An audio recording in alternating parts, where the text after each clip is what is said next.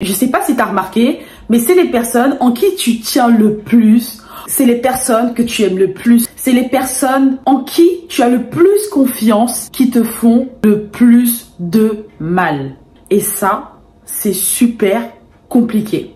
3 choses que tu dois absolument éviter au sein de ta famille si tu veux avoir le moins de problèmes possible.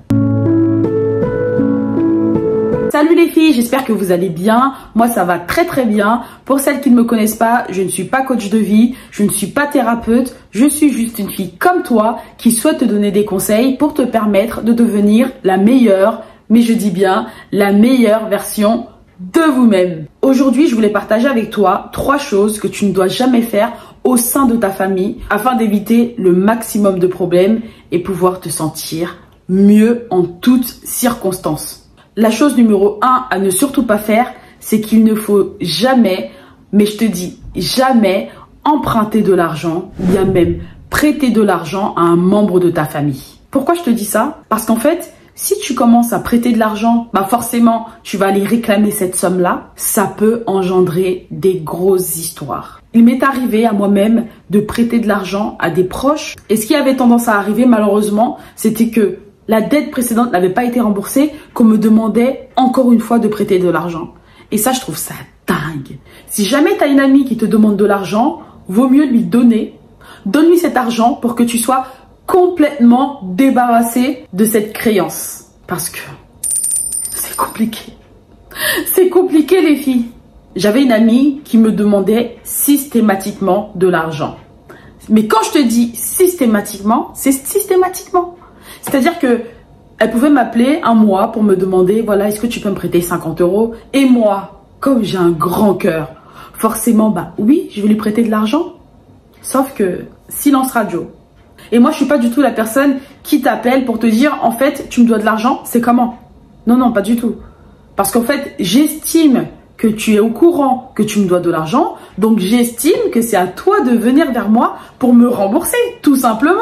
Et sauf que quand tu tombes sur des personnes qui n'ont pas cette manière de réfléchir, cette éducation de se dire, c'est un prêt, donc forcément, je dois le rendre à son propriétaire, et tu te retrouves bloqué. Donc le problème que j'ai rencontré avec cette personne-là, elle pouvait m'appeler, me demander 50 €, je lui prêtais. Le mois d'après, ah ouais, j'ai un gros problème, s'il te plaît, ma carte elle est bloquée, toujours dans la dramatisation, pour que justement tu puisses prendre peine et après craquer tout simplement. En plus, moi je suis une bonne copine, je suis une trop bonne copine, c'est-à-dire que j'aime pas voir les gens dans le mal, donc forcément si vraiment il y a une difficulté, je vais avoir envie d'aider cette personne. À mes risques et périls. À mes risques et périls. C'est arrivé 1 fois, 2 fois, 3 fois, 5 fois, 10 fois. Et à un moment donné, je me suis dit, ah non, stop. J'ai attendu qu'elle vienne me demander parce que c'était devenu une habitude forcément. Et le jour où elle est venue me demander de l'argent et que je lui ai répondu non, là, à ce moment-là, j'étais la plus mauvaise, la plus médisante, la plus méchante. Et je me suis dit que en fait, sa réaction, c'est tout simplement parce que je lui ai laissé l'habitude de m'emprunter de l'argent et de ne pas me rembourser. Et je lui ai laissé l'habitude de lui dire oui systématiquement. Donc ma chérie, si tu veux éviter le maximum de problèmes avec ta famille, évite de prêter de l'argent. Et n'emprunte pas d'argent non plus, on travaille tous. Numéro 2, évite d'associer ta famille à tes business. Tu sais pourquoi? Parce que la plupart du temps, ça ne te fera pas avancer. Quand tu veux lancer un projet et que tu en parles à ta famille, soit ils te diront des choses qui te feront baisser les bras, ou soit ils voudront faire quelque chose de complètement différent à ce que toi tu avais envisagé de faire.